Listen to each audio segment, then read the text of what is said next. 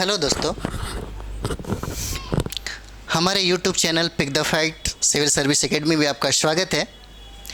आज हम लोग लेकर के आए हैं आपके सामने बिहार वन रिपोर्ट 2021। यहाँ से भी प्रश्न आपको हमेशा एक और दो प्रश्न पूछे जाते हैं। अगर बिहार की कंपटीशन की तैयारी आप कर रहे हैं तो बहुत ज़रूरी है। और वन रिपोर्ट अभी आपको हम कराने वाले हैं, इसमें कोई भी आलतू फालतू चीज़ें नहीं होगा। कम टू द पॉइंट, मतलब आपके एग्ज़ाम के व्यू से ही ये सारा मटेरियल तैयार किया गया है। तो बिहार का जो वन रिपोर्ट है 2021 का, उसको हम लोग पढ़ते हैं।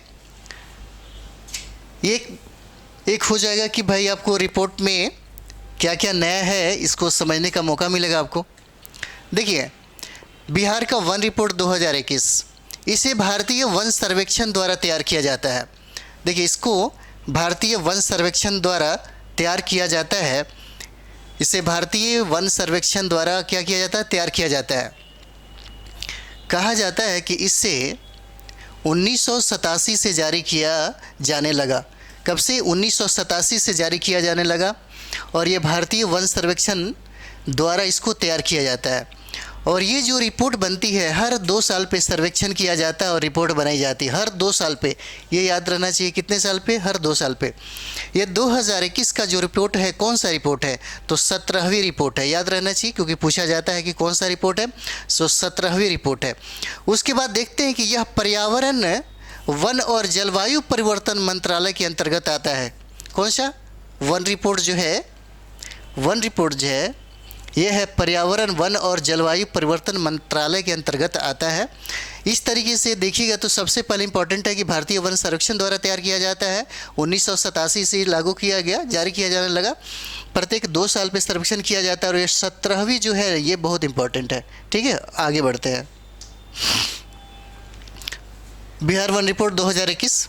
देखिए, बिहार का क्षेत्रफल एक्चुअली सबको पता होगा 94,163 वर्ग किलोमीटर है। ये वर्ग किलोमीटर है। कहता है कि 2021 की रिपोर्ट के अनुसार बिहार में लगभग 7,380.79 वर्ग किलोमीटर क्या है? देखिए, इसको रिपोर्ट के अनुसार कहता है कि बिहार में लगभग इतने वन है आपको वर्ग किलोमीटर में, 7,380.79 वर्ग किलोमीटर। इससे ज़रूर कंठस्थ याद कर लीजिएगा। ठीक है, पूछा जाएगा कि कितने प्रतिशत वन है।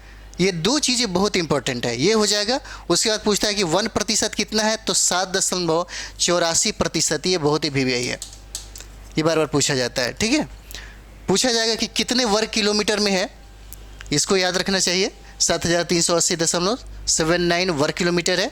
कितने प्रतिशत में है, तो 7.84% में है।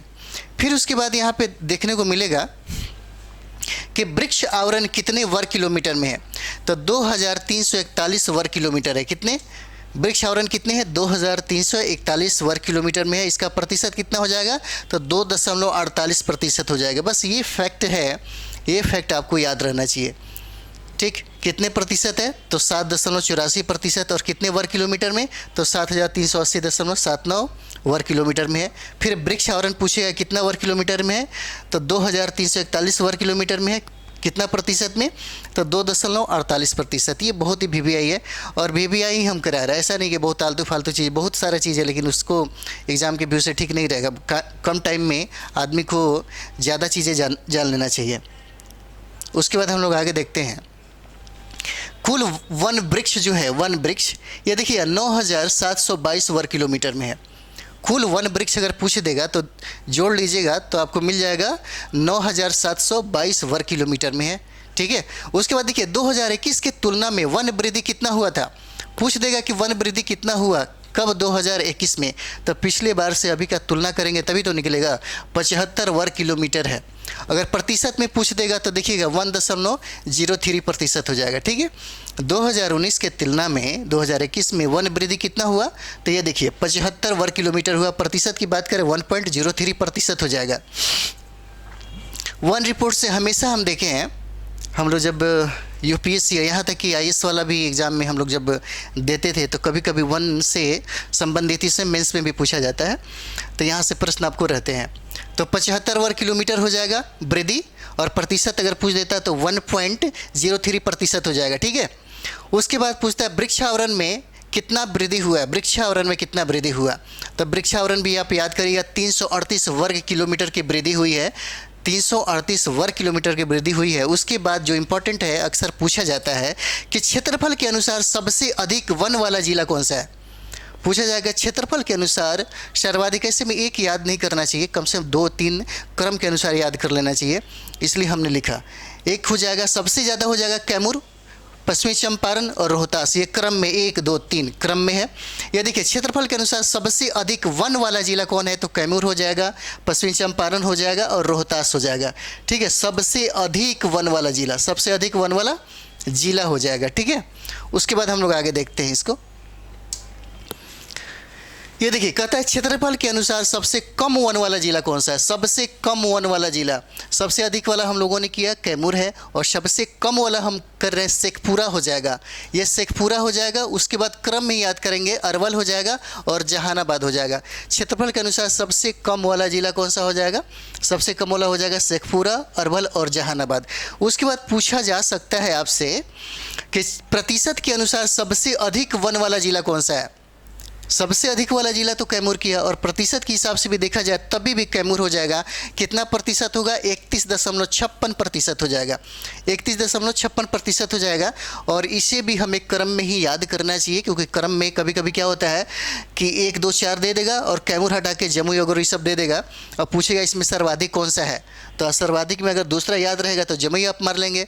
उसी तरीके से क्षेत्रफल के अनुसार सबसे कम वन वाला जिला कौन सा होगा, शेखपुरा कहीं हटा दिया, अरवल जहानाबाद बहुत सारा ऑप्शन दे दिया, तो आप यहाँ अरवल भी लगा सकते हैं। ठीक है, इसलिए हमने दिया क्योंकि आपका क्वेश्चन ना छूटे, आराम से आप बना सके। तो प्रतिशत के अनुसार सबसे अधिक वन वाला जिला कौन सा हो गया, हो जाएगा कैमूर हो जाएगा, 31.56% हो जाएगा। उसके बाद जमुई और नवादा का स्थान आता है। उसके बाद हम लोग देखते हैं यहाँ पे नेक्स्ट में, यहाँ पे देखिए कहते हैं कि प्रतिशत के आधार पर सबसे कम वन वाला जिला कौन सा होगा। सबसे अधिक प्रतिशत वाला हम लोगों ने देखा वो है कैमूर।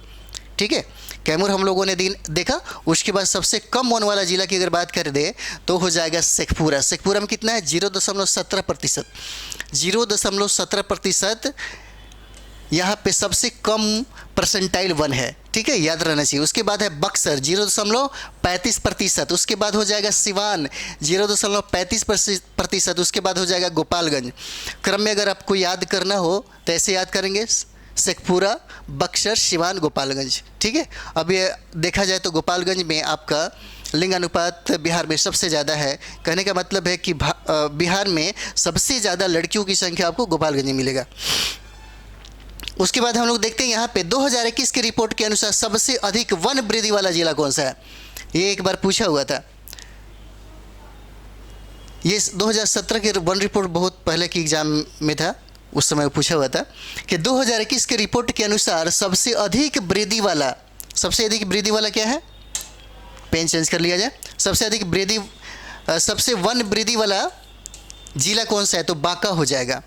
पूछेगा कि 2021 में रिपोर्ट के अनुसार सबसे अधिक वन वृद्धि वाला जिला कौन सा है, तो आप इसको लगाइएगा बांका हो जाएगा। 16.21 वर्ग किलोमीटर क्या हुआ है, वृद्धि हुआ है। उसके बाद पूछेगा कि 2021 के रिपोर्ट के अनुसार सबसे कम वन वृद्धि वाला जिला कौन सा है, सबसे कम वन वाला जिला कौन सा है, तब आप बताएंगे कैमूर हो जाएगा। कैमूर में कितना हुआ है, 4.83 वर्ग किलोमीटर मतलब वन वृद्धि हुआ है। ठीक है, एक हो जाएगा रिपोर्ट के अनुसार सबसे अधिक कौन हो जाएगा, तो सबसे अधिक की बात करें तो बांका हो जाएगा, और सबसे कम वन वृद्धि वाला अगर जिला की बात किया जाए तो हो जाएगा कैमूर हो जाएगा। उसके बाद हम लोग नेक्स्ट आते हैं, ये बहुत ही इंपॉर्टेंट है, ये सब चीज़ें आपकी जुबान पे याद रहना चाहिए और रिवाइज भी करते रहिए। हम ऐसा नहीं कि बहुत सारा रिपोर्ट में चीज़ें दिया जाता है, उसका कोई ज़रूरत नहीं होता है। जहाँ से प्रश्न आते हैं अगर प्रश्न को निकालना, जैसे आप पढ़ रहे हैं प्रतियोगिता दर्पण ही पढ़ रहे हैं या कोई बिहार स्पेशल भी पढ़ रहे हैं, तो आपको लग जाए निकालने की कैपेसिटी और क्षमता डेवलप हो जाए तो समझिए कि आप फाइट करने लगेगा।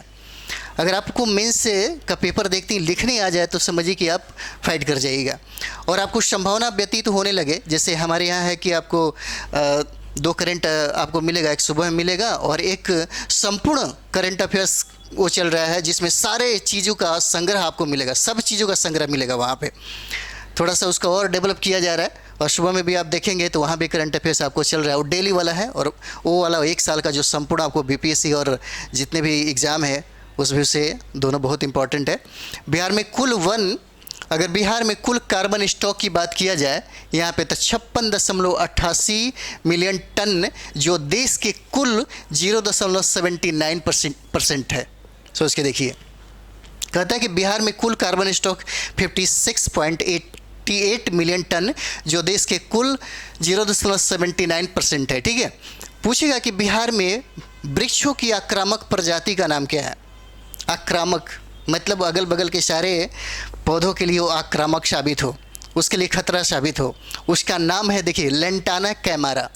इसको याद रखेंगे, ये बहुत ही अच्छा है। बिहार में वृक्षों की आक्रामक प्रजाति कौन सा है, वृक्षों की आक्रामक प्रजाति कौन सा है, वो आपका हो जाएगा लेंटाना कैमारा। उसके बाद देखिएगा, बिहार में एक राष्ट्रीय उद्यान है, वो तो आप लोग जानते हैं, वो है पश्चिमी चंपारण में, जो हम आपको अभी बताएंगे। उसके बाद है 12 वन्य जीव अभ्यारण्य है, जो कुल भौगोलिक क्षेत्रफल का कितना है, 3.44% है।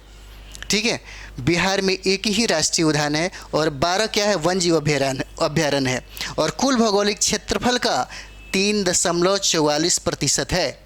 ठीक है, ये बहुत ही इंपॉर्टेंट पार्ट था। उसके बाद देख लेते हैं, अगर ये वाला कंप्लीट कर जाते हैं तो आपका एक भी प्रश्न आपको नहीं छूटने वाला है। यही आपको नेशनल टाइगर रिजर्व है, वाल्मीकि नगर, पश्चिमी चंपारण में है। ठीक है, अब हम लोग आगे आते हैं, यहाँ पे देखते हैं। देखिए, यही पश्चिमी चंपारण है, और ये पश्चिमी चंपारण जो आप देख रहे हैं ना, ये आपको नेपाल से और दूसरा यहाँ पे देखते हैं कि उत्तर प्रदेश से इसका सीमा सटता है। ठीक है, सीमा सटता है। और ये देखिए, यहाँ पे अगर बात करेंगे तो यहाँ पे एक सोमेश्वर की श्रेणियाँ आती है, सोमेश्वर की श्रेणियाँ, और ये जंगली इलाका है, इसलिए यहाँ पे नेशनल जो रिजर्व सेंटर जो बनाया गया है, नेशनल वाल्मीकि नगर है, ये हम लोग देखते हैं, ये राष्ट्रीय उद्यान है। ठीक है, और ये जो है वन्य जीव अभ्यारण्य है। जैसे आप दरभंगा की बात करेंगे तो यहाँ पे आपको कुशेश्वर मिल जाएगा। ठीक है, कुशेश्वर मिल जाएगा। उसके बाद आप देखिएगा, यहाँ पे वैशाली मिल जाएगा। उसके बाद बेगूसराय की बात करिए तो यहाँ पे कन्वर मिल जाएगा। ठीक है, और यहाँ पे देखिए राजगीर अगर बात करें तो नालंदा में आपको मिल जाएगा। उसके बाद देखिएगा, गौतम बुद्ध जो वन्यजीव अभ्यारण्य है आपको गया में देखने को मिलेगा। उसके बाद आप नालंदा देखिएगा, उसके बाद जमुई देखिएगा, और फिर यहाँ पे भीम बांध है जो आपको मुंगेर में दिखाई देगा। उसके बाद भागलपुर में हो गया विक्रमशिला, और उसके बाद देखेंगे गोगाबिला हो गया, ये कटिहार में। ये सब चीज़ें मतलब 12 में से एक न एक प्रश्न ज़रूर पूछता है। आप लोग ज़रूर मतलब इसको रिवाइज कर लीजिएगा, याद कर लीजिएगा। मैप से याद करेंगे तो बहुत अच्छा मतलब आपको फील होगा। जैसे मानते हैं यहाँ पे ये देखिए कटिहार है, तो कटिहार क्या है, गोगाबिल है। आप सीधे आप यहाँ कैमूर में आइए तो कैमूर यहाँ पे मिल जाएगा। मैप अगर याद रहेगा तो इससे भी आप चाहें तो बना सकते हैं, बहुत आसान है ये सब चीज़ें याद रखना। तो इस तरीके से आप इसको रट लेंगे और बार बार देखेंगे। देखिए, ये मैप देखने से क्या होता है ना कि बार बार देखने से याद होगा। जैसे मानते हैं कि हमें अगर कैटरीना कैफ का याद करना हो तो ऐसा थोड़े कि रट रट के याद करते हैं, नहीं, फोटो बार बार देखते ही याद मतलब वैसे ही ये सब चीज़ें हैं, आपको बड़ी आसानी से याद होने लगेगा। मैप देखते रहिए, इसको रटने की ज़रूरत नहीं है, स्टडी करने की ज़रूरत नहीं है। बार बार आपके रूम में अगर मैप रहेगा, एटलस रहेगा, पलट के देखते रहिए तो आप निश्चित तौर पे इसको अच्छे से बना लीजिएगा। तो इसी तरीके से हम VBI जो जितने भी है, जैसे सर्वेक्षण, आर्थिक सर्वेक्षण है, बिहार का बजट है, भारत का सर्वेक्षण है और भारत का बजट है, इसी तरह से छोटे छोटे जो इंपॉर्टेंट है, देखिए छोटे छोटे चीज़ों पे अगर फोकस आप करेंगे तो एक दिन आपके पास संग्रह बहुत ज़्यादा हो जाएगा। और ये एग्ज़ाम निकालने के लिए सबसे बेस्ट टेक्निक माना जाता है। जो बहुत ही VBI जो चीज़ें हैं उसे पहले कांटेक्ट कर लीजिए, उसको पहले संग्रह कर लीजिए, उसको पहले याद कर लीजिए। उसके बाद जब छूटता है तो चीज़ें आप पहले एक देख लीजिए कि इसके बाद क्या पढ़ना है, इसके बाद क्या पढ़ना है। ये तकनीक होता है, तकनीक के अनुसार पढ़ाई करेंगे, डिसिप्लिन में अगर रहेंगे तो आपका रिजल्ट निश्चित तौर पे होगा। थैंक यू, धन्यवाद।